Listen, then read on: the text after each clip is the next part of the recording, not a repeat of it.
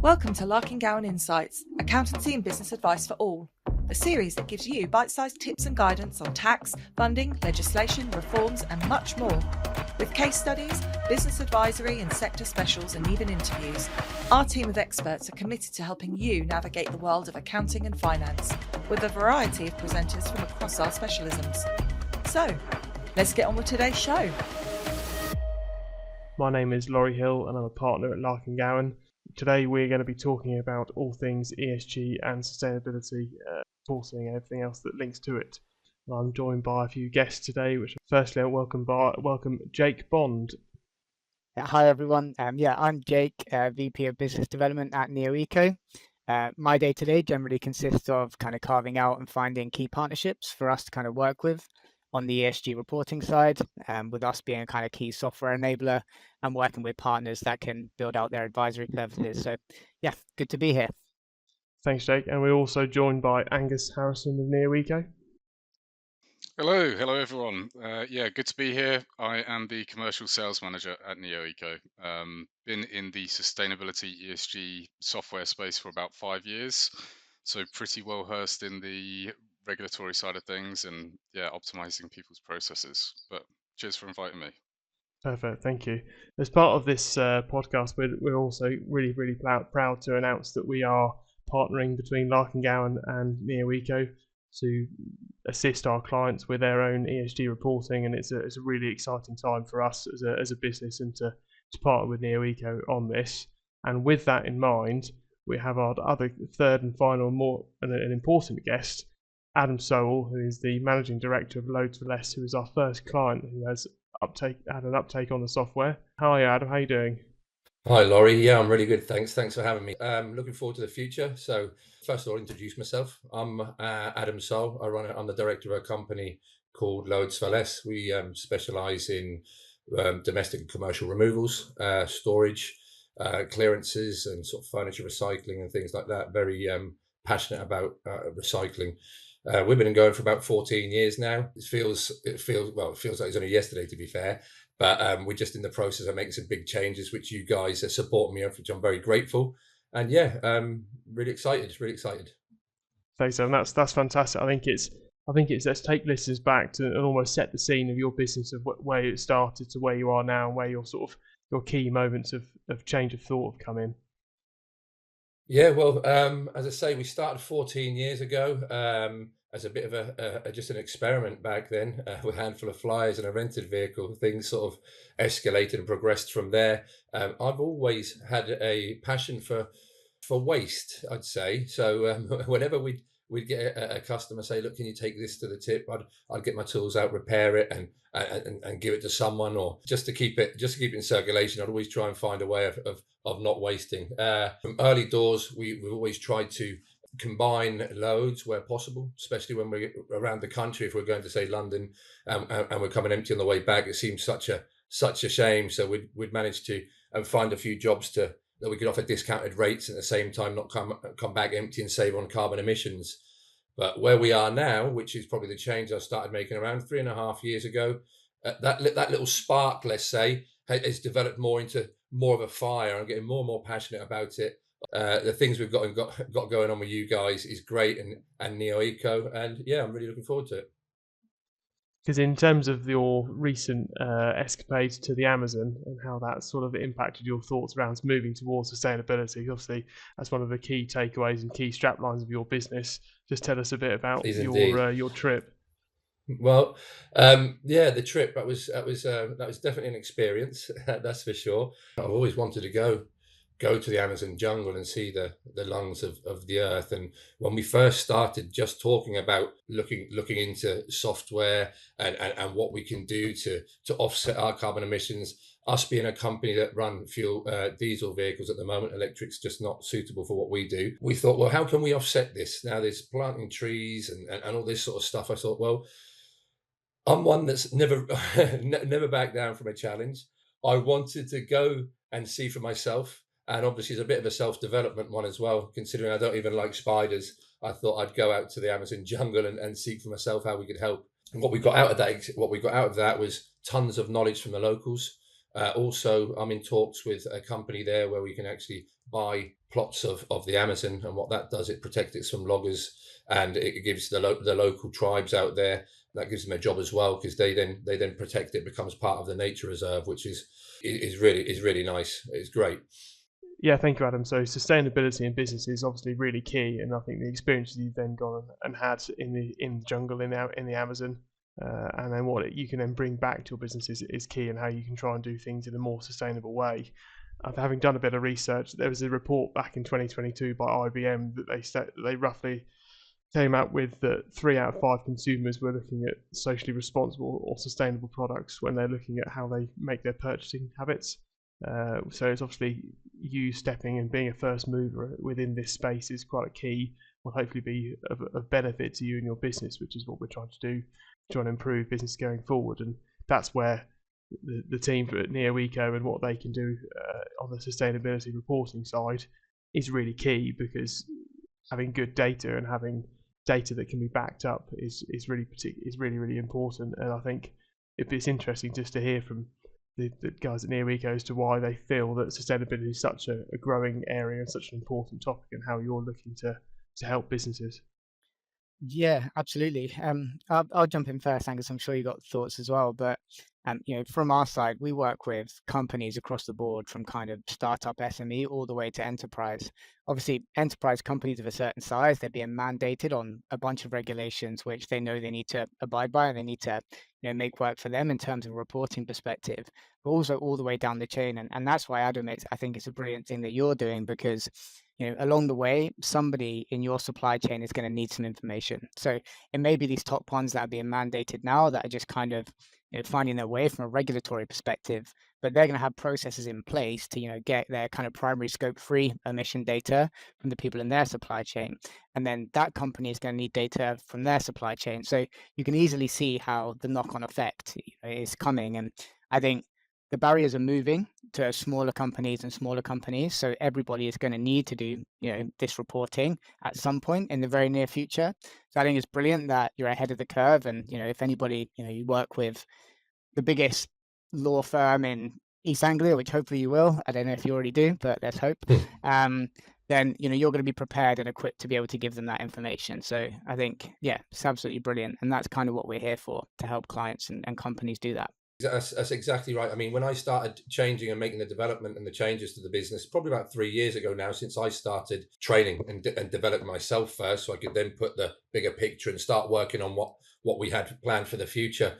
Back then, and this was probably 3 years ago, one of the trainers said to me, you really need to be on this. This is the future. No one's going to, governments and things are going to only use you if you're working on becoming a net zero company, if you're working on lowering your emissions. And when we went through, we did a little. It was like a little taster class of what was expected. I said, well, half of that I'm actually doing already. I just haven't broadcasted it. I just did it because that's the sort of what I was putting into the business. So it's about advertising. And now, when I came to Larking Gowen at first and said, this is what I'm doing and this is where I'd like to go, it's a shame we can't track that. And that's when it is like, well, hang on a minute. Well, we can help you with that. So how do we now track it? So we've like Laurie said earlier, so we've got actually data to back up what we're saying. Yeah, I think it's definitely going to be a growth area for your business and for all businesses. So I think it's something that is, as Jake says, it's going to be at the moment it's top down and coming from the large businesses looking at their supply chains. And I think from a commercial perspective, it helps businesses within the SME market to actually differentiate themselves. And that probably even from the perspective of neoeco and how you differentiate yourself within your own market of the reporting function. I think it's what you do is fantastic, and how it then links in is we really like how it works. I think probably from Angus, your perspective as on the sales side, where do you think the real changes or the real benefits are going to be? A very good question, and probably I don't have enough time to answer it. But I think one of the great things that neoeco are doing are consolidating the level of software and the level of tech you need to kind of get ahead of the curve already.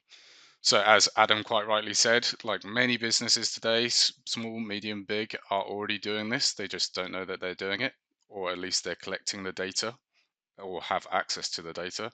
So, by having a plug and play system that's going to be easy to get up and going, companies can start making improvements quite quickly. Another great benefit, Adam, I'm not sure if you're already seeing this, but despite sustainability being like a business imperative moving forward, it's a huge opportunity for companies just to become more efficient. So you can see where you're maybe spending too much money on energy in buildings or on fuel. Um, you can, yeah, make your business lean and mean, I suppose.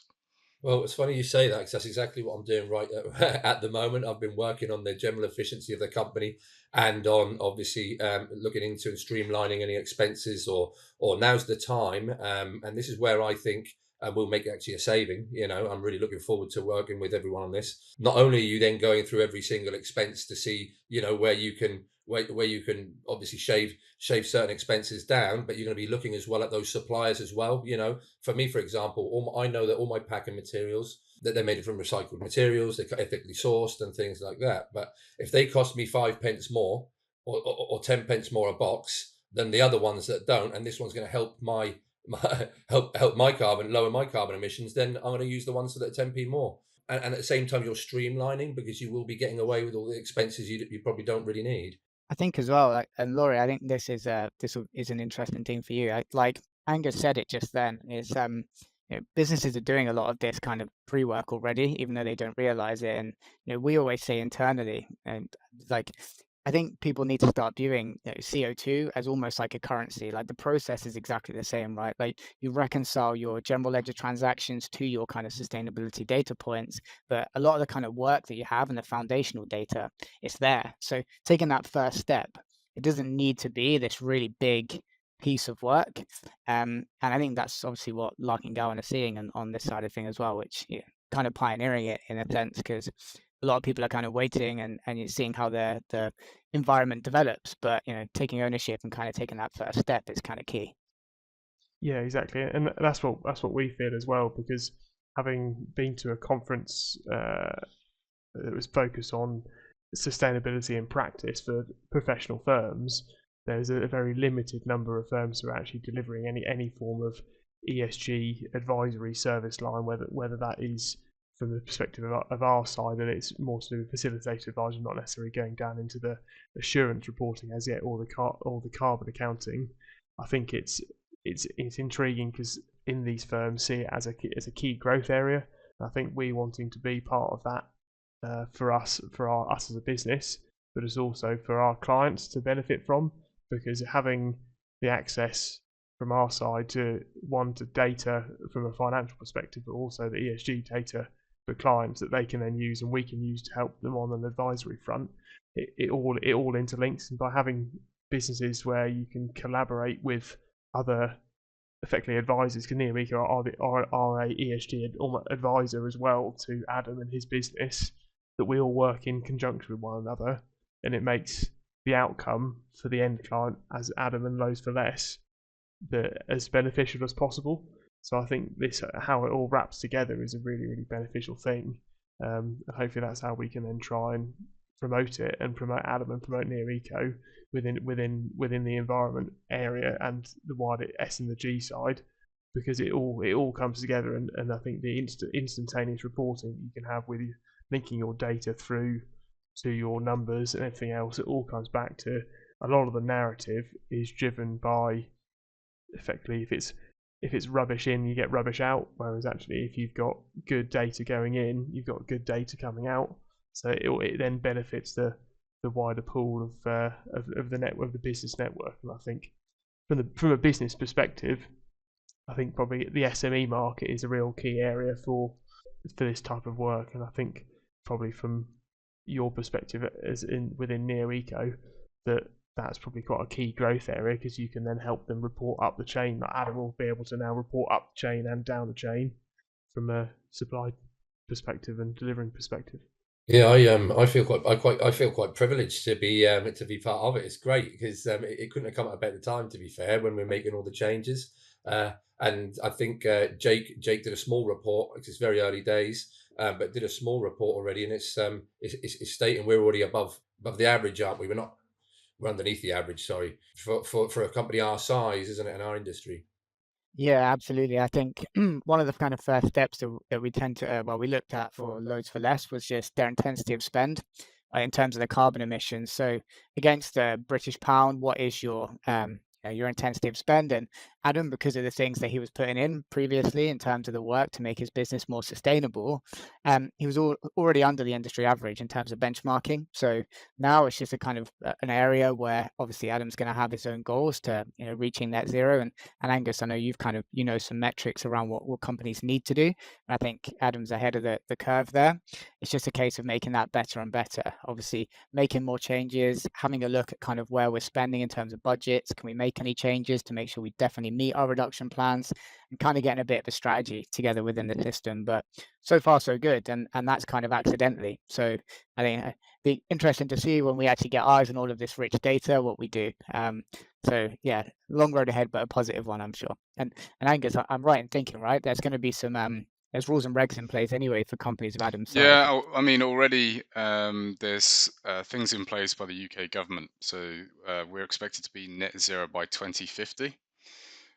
So dependent as to whether or not you want your business to be around for that length of time, I mean, many businesses are going to die, many businesses are going to start. But if you plan to be a business by then, you're going to need something in place, and it's only going to get harder. The level of regulations that we've seen in the last, I think, 4 or 5 years alone is just a testament to how granular people are planning on getting with this. We'll start it off as maybe just carbon accounting. You've now got thousands of different metrics you can start measuring throughout the year to see how your company is progressing on their ESG strategy. Because with regards to an ESG strategy and even having one or where to start, almost having a reporting solution is part of that. Sort of, what's the real benefits of your software and that businesses can get? Our kind of ideal or USP is we want to consolidate everybody's toolkit, right? There are, in most companies now, certainly when you get to a certain size, there are different arms of your kind of wider sustainability strategy. So there might be a team that's looking at your suppliers. There's a team that's looking at your products. There's a team that's looking at kind of capturing all of this data and doing some kind of general top level, corporate level sustainability reporting. Our belief is that we want to bring that all into one place, centralize it, and have all of the teams work from the same consistent environment. So because of that, we have integrations with, our sister company, Minvaro. They have an LCA software, which is product-led sustainability. So we can integrate data points from that solution into neoeco. We also have a module whereby we can feed in primary supply chain data, which we spoke about now, which is obviously data in its richest forms. Obviously, you need to kind of regulate that and make sure it's what you need it to be, and it needs to be audited and things like that. But if you can get that data, that's brilliant. But then we also have various integrations, as you'll know, Laurie and Adam, where you can connect your accounting software to get a baseline. You can connect your ERP systems, your HR systems, and all of that data will fill through.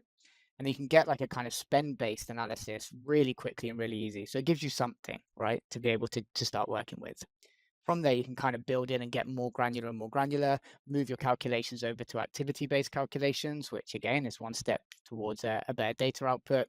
And it's really straightforward and simple. So I think if you combine all of this data in one place, not only can you get a quick return and output, you can get more and more accurate. And over time, although there's not too many regulations now about data accuracy and things, they're going to get tighter and tighter and tighter. So that's kind of how we built the solution to be scalable. And Laurie, I'm sure that's kind of what you're seeing as well at this point. So yeah, lots to do still. I think it's an ever-changing landscape, but I think we've got a good foundation there already.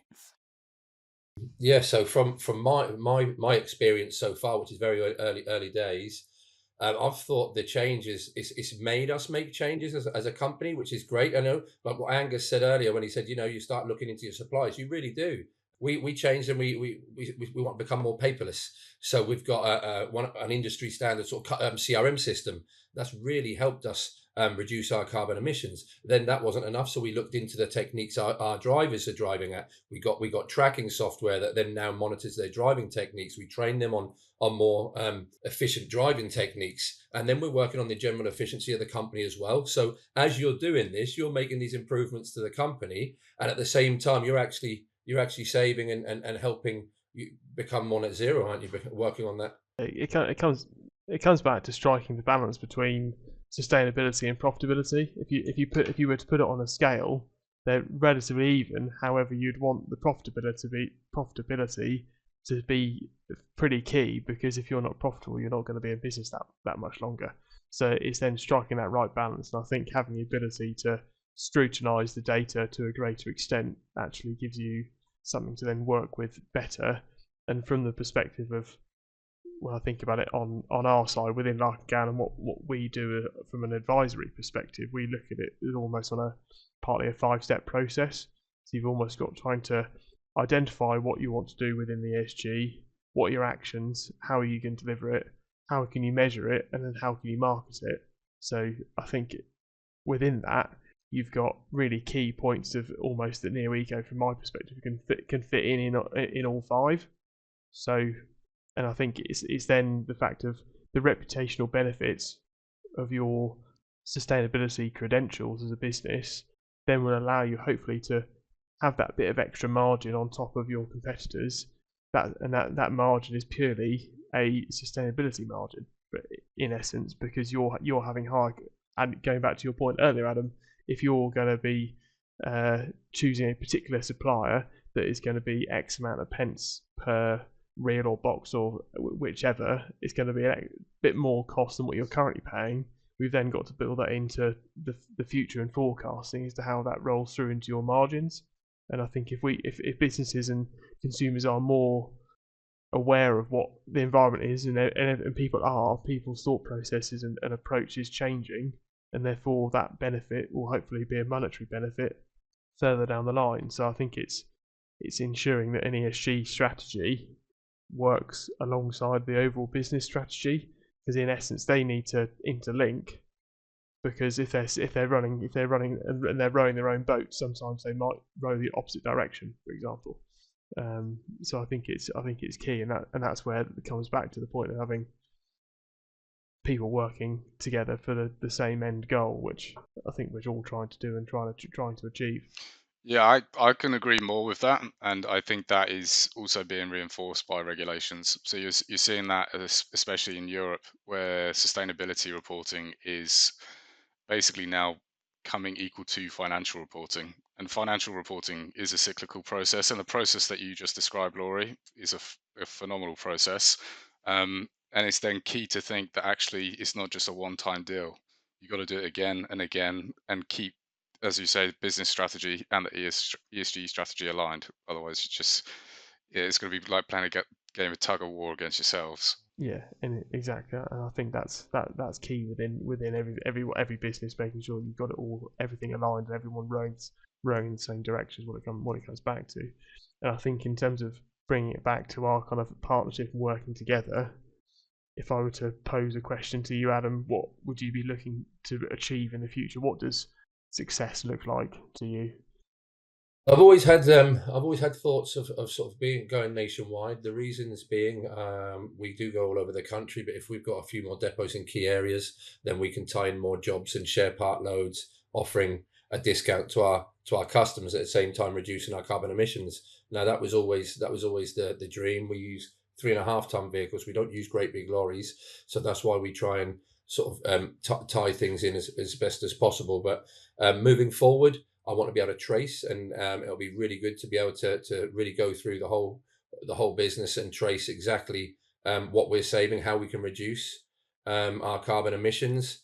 I would like to, once I get this model right, which we're nearly there, and we'll have quite a lot of data as well to back us up by that. I'd like to we'd like to go back into Cambridge and see how the Cambridge market likes what we do. So yeah, but once we've got all the data and the model here is how I need it to be, then we'll be looking at Cambridge, then Suffolk, and then see where we go from there. That's great. Aren't you speaking in Suffolk next week?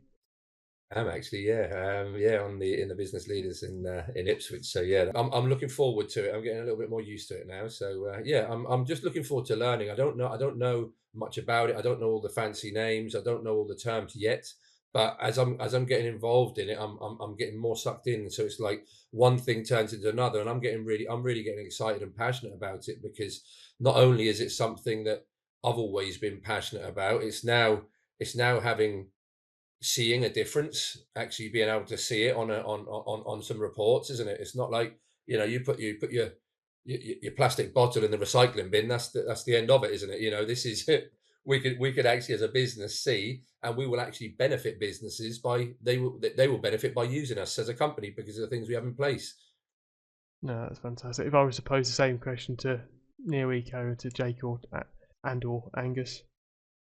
Yeah, I think for this, we obviously would love to see Adam benefit and hit all of his goals, but I think you hit a really good point there as well.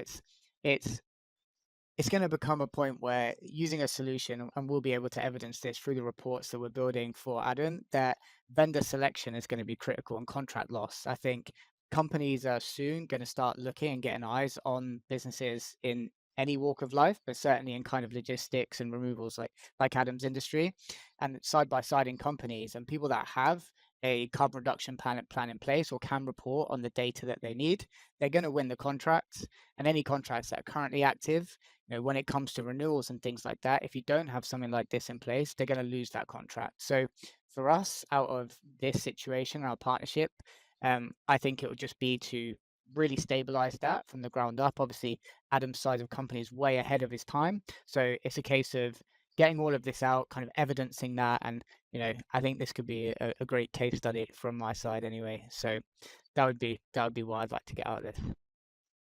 Perfect, thank you. And I'll sort of take this opportunity to probably wrap it up for this episode. And I just want to thank Jake, Angus, and Adam for partaking and being involved and being so open and honest. It's a really, really, really great thing to hear from you all, and a real positive change that we're making for Adam. And in working together, we can then help deliver for everyone. So hopefully this will give our listeners an insight into what we're trying to achieve, the partnership. And for those, if they want to get in touch with anyone on this call, please feel free just to drop a note into the Larking Gowen inbox, and we'll be happy to have a good conversation and point you in the right direction. Thank you very much. Could I just say a little word before we go, Laurie, please? I'd just like to say once again, thank you ever so much to Larking Gowen. Not only did they get me out of a sticky situation a couple of years ago, but you've been absolutely fantastic. The support you've given me, I'm really, really grateful. The same to neoeco as well. I feel really privileged that you're using me as a case study. Really looking forward to it. I'll put my everything into it, like I do at most things I do.